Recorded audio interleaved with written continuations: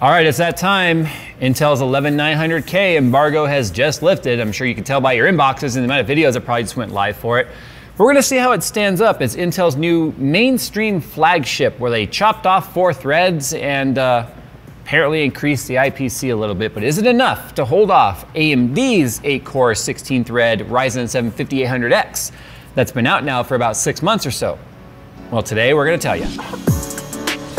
Phil just pointed out this is a Ryzen 5 box. It's a 3600 XT in there. It's just a prop, don't worry. I mean, this is just my $2 about it, not my 2 cents. But anyway, that's all I had in my wallet. Leave me alone. The 11700K, a CPU that accidentally launched early through a lot of retailers. There's a lot of videos out already about that because it wasn't under embargo. In fact, they didn't even send us an 11700K because those videos were live, not even ours. We didn't talk about it. I didn't buy one. You'd have to buy it like Europe and have it shipped, and it wasn't that important to me.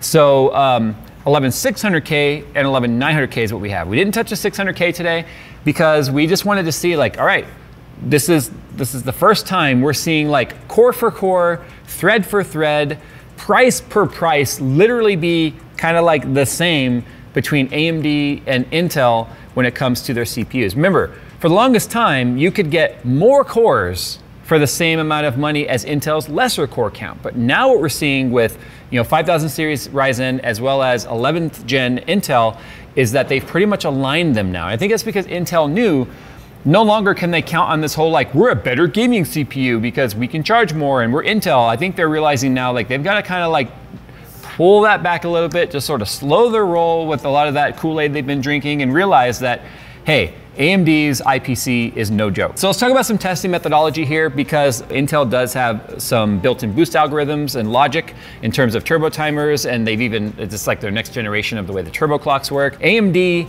has sort of the same thing with PBO or Precision Boost Overdrive, but the motherboard manufacturers have all kind of like started to come up with their own logic in the way the CPU should work. So it's important to point out that we are using ASUS motherboards for both of these tests.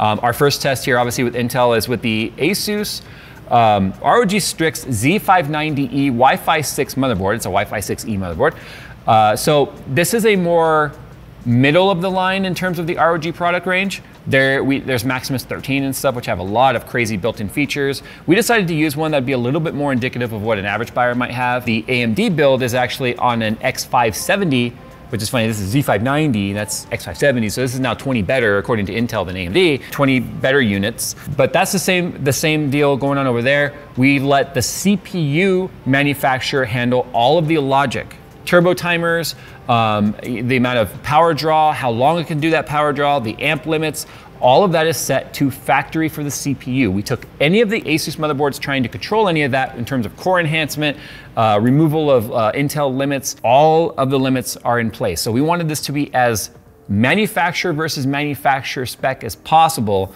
for this particular test. Now, when it comes to the actual benchmarks that we did, we used a bunch of different stuff that uses different types of instruction sets. We've got some Cinebench R20 in there. We did some single core. Obviously, we've got our Geekbench. We got a Handbrake transcode, which is actually new for us. It's not like we've never done it. It's just we're adding that back because I think people have noticed a lot of these tasks that we're showing you today, with the exception of something like Cinebench, can be offloaded to a GPU. And once you do that, you sort of take some of the argument out as to who's better at certain like transcode, codecs like H.264, X.264. You got NVENC encoder available to you. Same thing with Handbrake. So we did tests that were synthetically designed to work on either CPU or GPU. And so obviously CPU was used for all of these. That way there's no sort of benefit. Same thing with the Intel. We made sure the iGPU was not doing anything by default because a lot of the video encoding type stuff can be offloaded to QuickSync on Intel, which we made sure none of that was present. So this is the way that the 8-core 16-thread shootout looks.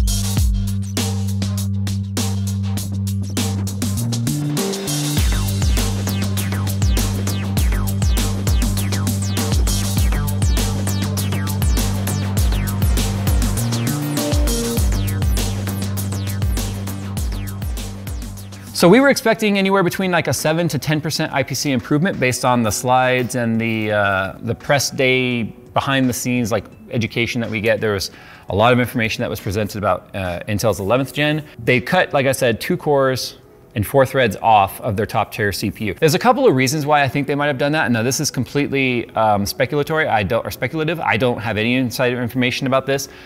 I believe if you take a look at the yields of the 10900K and how they became extremely difficult to find, and then the introduction of the 10875K, which is the exact same CPU minus 100 megahertz, 100 megahertz less all core, 100 megahertz less single core.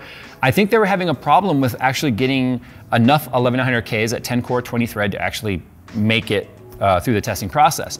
So they came up with that lesser, clock speed to try and make up for that. This time around, it's actually more of a generational improvement, if you will, over the 9900K, which you'll notice is not here in this particular test because we just simply in this particular video wanted to test the top tier desktop mainstream processor set from Intel, which is what this is, which is funny. It only directly competes with AMD's Ryzen 7, not even the Ryzen 9 family. But if you compare these two, and I keep showing this box, which is not it. We'll just do it that way. Pretend it's a 7, okay? The 5800X is the top tier of the 5800 series. Remember, we got 5900X and 5950X also available on the same mainstream motherboard from AMD, whereas Intel has now stopped at 8-core 16 thread. I have a sneaky suspicion we're gonna see X platform coming out on DDR5 later this year, which is why we're gonna see probably 10 core and up from there.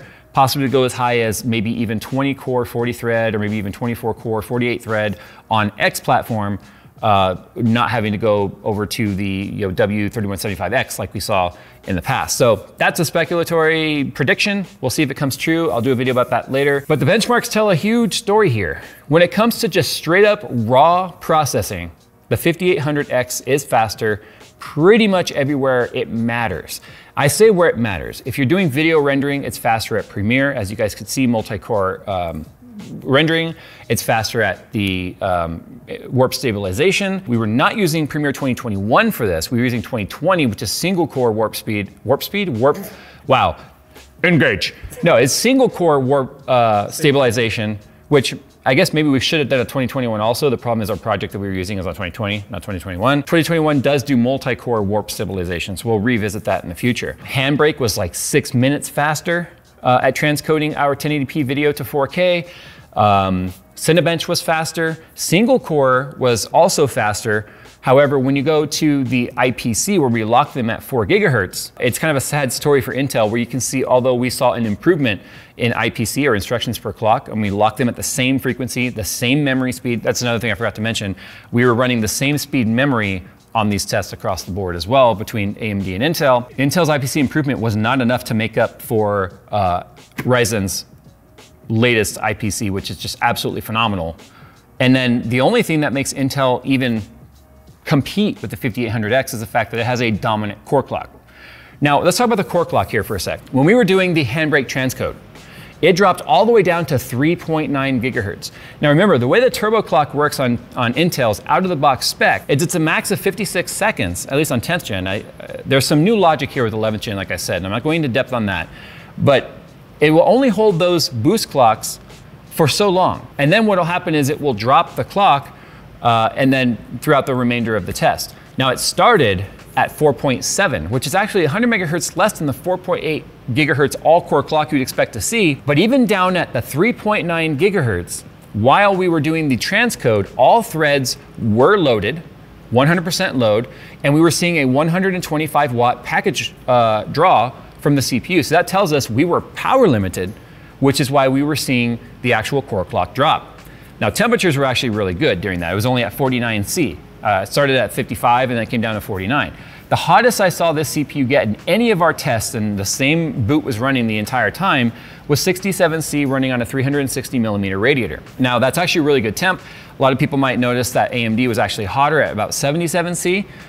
But remember, AMD with PBO was designed with a boost logic to turbo clock the frequency as high as possible, as long as it's within a certain threshold of power draw amp draw as well as temperature. So it's going to go higher. The thing is, it'll hit about 80C at the most, even on a water cooler, and then it will never go higher because it's determined that's as high as we should go. So you're getting extra performance out of it. But when it comes to CPU now, if you look at the IPC and the core clock, I don't think it's enough to really make it matter in games like we saw with 10th gen. Now, for instance, 10th gen 10900K, we saw the FPS averages at 1080p lower than AMD. However, most people that are running a top tier CPU like a 10900K, a 5900X, I don't feel are actually running 1080p panels. They're running 1440p, which means that as soon as you start to offload more of that load to the GPU to run higher resolutions, the frame rates drop, which makes the CPU bottleneck a little bit less noticeable. That's something we'll be testing in the future here, is actual gaming performance on these CPUs. But I think if you're running anything 1440p or higher, it's not going to matter whether you're Intel or AMD. It's going to be a lot less noticeable in terms of gaming performance. In fact, you would never notice the difference in a side-by-side like Coke versus Pepsi challenge. You would only notice it by seeing what the actual benchmarks results tell you. There's one major thing to consider here, though. It's the availability. I don't know what the actual yields are going to be like on 1100K's 8-core 16-thread. I have to assume they're high because they're not pushing that the wafer size on the actual substrate size is really small versus how many cores is in there. I don't think they'll have a hard time actually producing these. They might have a hard time keeping them in stock potentially if the 10th gen has told us anything about their yields. Another thing to consider is the fact that if you go online right now, remember, this is prior to the launch. While you guys are seeing this, it's gonna probably be a shit show out there. I'm seeing nothing but scalped pricing on confirmed pre-orders when it comes to 11900K, which is interesting to me because I'm not sure who all's doing pre-orders on them, but we all know that they're launching on March 30th, which is, I guess some retailers are doing pre-order. We're seeing the cheapest ones go for about 900 bucks and on average about $1,199 for this CPU. The sad part is right now, while making this video, I went online and I found on Amazon plenty of 5800Xs available on Prime for next day delivery at $549. Or Best Buy, of all places, becoming one of the more reliable places to actually buy a CPU, has the AMD Ryzen 5800X 4th gen 8-core 16-thread for $449 available with 1-hour pickup right now. So, seeing those charts, and then seeing the potential pricing of the 11900K being scalped, would you take the Ryzen 7 5800X, remember pretend it's a 5, or would you actually go with Intel on this one? You know, my recommendation to anyone building a computer right now is, although AMD can end up having some wonkiness on motherboards sometimes and compatibility with memory, and you know, admittedly so, our 5800X rig wouldn't run 3200 with a certain set of RAM that was 3200, but we swapped it out with another set and it ran fine, whereas Intel, you kind of know most of the time it's gonna work. That price, if you have to pay scalper pricing to get Intel, is absolutely not worth it. I hope that enough of these hit retail markets to where scalpers just look stupid trying to sell their pre-orders for double what the actual CPU's worth, because the 5800X right now looks like an amazing CPU at $449 at Best Buy, $100 cheaper than Amazon, think about that, versus 11900K's offerings. A little short and a little late for Intel on this one. We needed to see a bigger generational improvement than what we are. Not seeing them cut cores off and then keep the clock speeds essentially where they were on 10th gen with slightly better IPC. Remember, it's 10 nanometer ported to 14 nanometer, which Phil looked up because I keep saying, what the hell does that mean? It's the same process size. They basically just Control-T the corner and size it up a little bit. We need to see a true improvement process from Intel before these, what seem like harping on Intel videos end, because I'll be honest, it still seems like a giant multi-billion-dollar company that's tone deaf.